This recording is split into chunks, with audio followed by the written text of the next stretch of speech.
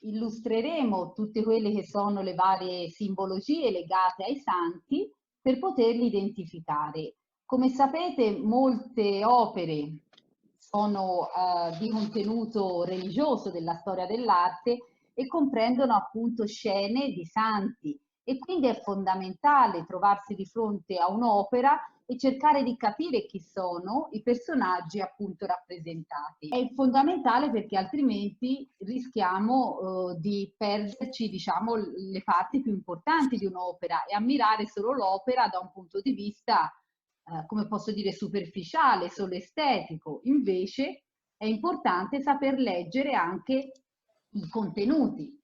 Qui vi mostro una pala d'altare come questa, vedete, incentrata su tante figure, sono tutti santi, diversi l'uno dall'altro. Considerate che per l'antichità, il Medioevo soprattutto, rappresentare i santi è un metodo didattico per insegnare le sacre scritture.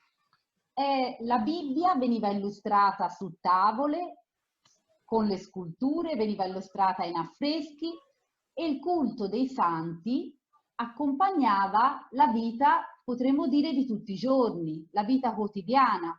Considerate che all'epoca i santi venivano spesso invocati, si aveva paura, ad esempio, di tante cose che non si conoscevano e per esempio pensate anche ai tabernacoli, no? Che venivano posti lungo le vie, lungo le strade. Immaginate un uomo del Medioevo che si trovava a vivere, a camminare per le strade, la città di sera e quindi era tutto buio, senza illuminazione. Vedere il lumicino dove c'era un tabernacolo era un senso di sicurezza per loro, no? Molti santi sono legati poi attraverso le loro storie, sono patroni e protettori di alcune arti, di alcune corporazioni.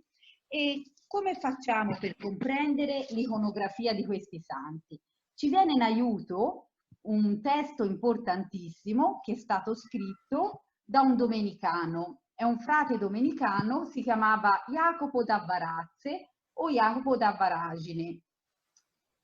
È un personaggio molto importante perché ha scritto la Leggenda Aurea, un testo molto importante perché rielabora delle fonti molto note e delle tradizioni precedenti consolidate all'epoca di Jacopo da Varazze, di quando scrisse lui. È interessante che ci racconta la vita anche di alcuni santi come San Cristoforo, per esempio, e San Giorgio, che in questo caso inventa direttamente lui, senza avere una base di fonti precedenti. Gli attributi principali che troviamo generalmente con i santi, abbinati ai santi, sono l'aureola. Ci sono attributi, potremmo dire, di carattere generale e l'aureola è sempre, quasi sempre presente e ci può dare anche un'indicazione, per esempio, sulla datazione e canonizzazione di un certo santo, no? Oppure a volte troviamo la palma, che è un attributo, per esempio, dei martiri. A volte troviamo il libro, che si trova, per esempio, come attributo di evangelisti, di dottori della Chiesa, e poi ci sono altri attributi che possono essere comuni, anche, possiamo trovare anche in un santo più attributi e grazie alla somma di varie caratteristiche possiamo capire alla fine chi è quel santo veramente. Se non si riesce a capire attraverso gli attributi chi possa essere la persona rappresentata, si può ricorrere per esempio a chi è stata intitolata la Chiesa, a chi è stata dedicata la Chiesa, oppure ci possono aiutare anche l'identificazione dei committenti, di coloro, diciamo, che hanno commissionato l'opera. E è interessante, questo lo vedremo ora attraverso le opere che vi mostro. Questo per esempio è un trittico, la forma del trittico è questa che divide una pala d'altare, vedete, in 3 sportelli.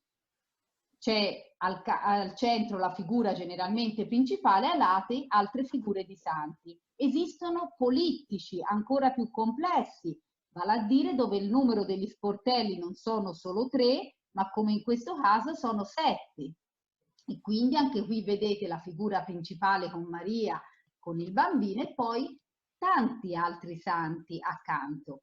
Esistono pale in cui i santi sono sovrapposti e addirittura si vede nella cornice che è stata creata quasi l'identificazione con la chiesa stessa. Guardate, sembra una chiesa gotica, poiché molte di queste opere pale trovano collocazione proprio all'interno delle chiese, no? È interessante che in questo caso veniva sempre fatta prima la cornice e poi venivano all'interno collocati i vari santi.